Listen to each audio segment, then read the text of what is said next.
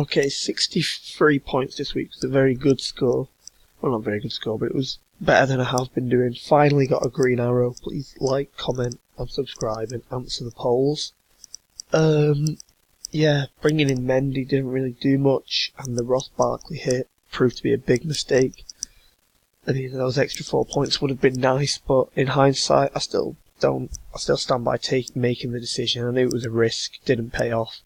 Unfortunately, Ross Barkley coming off early and Kovacic actually looking quite good when he came on, just making me think that Barkley might not be such a good option going forwards. However, again, if he's going to continue to get minutes, then I do think he will get lots of returns and be great value for money in a Chelsea side that is getting goals. Brought in Success over Vokes. Yeah, stand by that decision massively, because again, even if Success is a bad option, at least I've got money in the bank. I don't think Vokes would have been a much better option.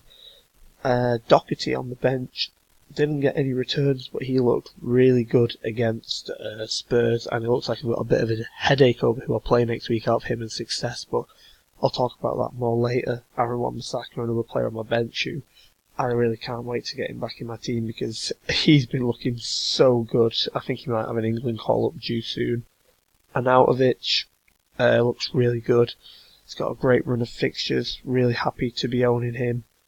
Agureo played the full 90 minutes. Played really well. Not really 100% sure if I want to sell him for Sterling or not, but that is something that is tempting because Sterling did look incredible in that match, but I think that's a pretty luxury move, but it's something to consider going forward, especially seeing as I'm pretty sure I'm going to be banking the transfer this week, but we'll get more onto that next week. Salah blank, always disappointing, him and Robinson.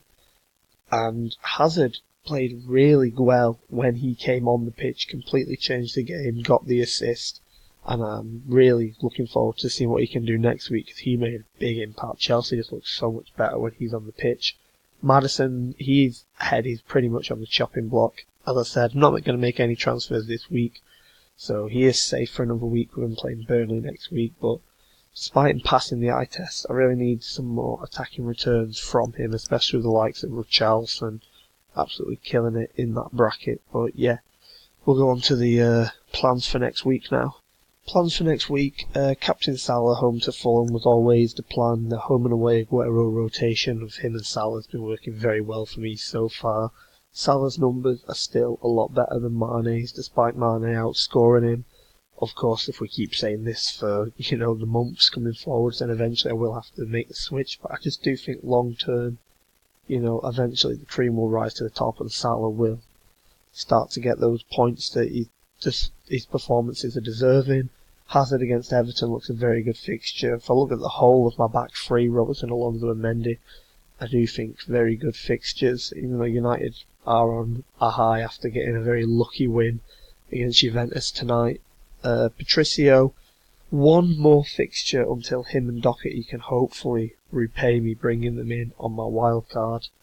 We get two very good fixtures against Huddersfield and Cardiff coming up. When it comes to playing Doherty over Success, after the Spurs game when Doherty played really well, I was like, okay, I'm going to play him over Success. But then after the City game, we've seen how awful Southampton are at the back. I think I'm currently leaning towards Success, but that decision really is a coin toss. I'll have a poll in the above about that, and this is a good chance they both play anyway, because there's no guarantee that Ross Barkley is going to start against Everton, but with it being his old side, I really do fancy him to get some points there, so even if it is only half an hour, 20 minutes off the bench, it's not the end of the world. So yeah, I really do think, probably bar Patricio, I'll look at my team and think there's potentially points in here for basically everyone, so I am really looking forward to next week.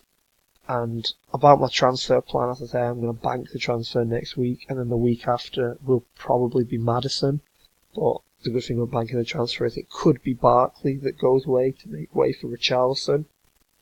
I really am eyeing up Richarlison for that Cardiff game. I do think he can make an excellent differential captain. You see Liverpool, City, Chelsea all away, so Salah, Agureo and Hazard. And they're all not great fixtures, although I could easily captain City. Yeah, I really am feeling Richarlison as a differential captain. He's really on fire at the moment, playing up front, proving everyone wrong who said he couldn't play up front there. However, with the money I've got in the bank from success, if I sell Maddison, I could go a nice differential in Bernardo Silva or Tony Marshall or even Sigurdsson as the better option at Everton. But I don't know, I just think Richarlison playing up front, I do really think he could be a great differential captain for that game week.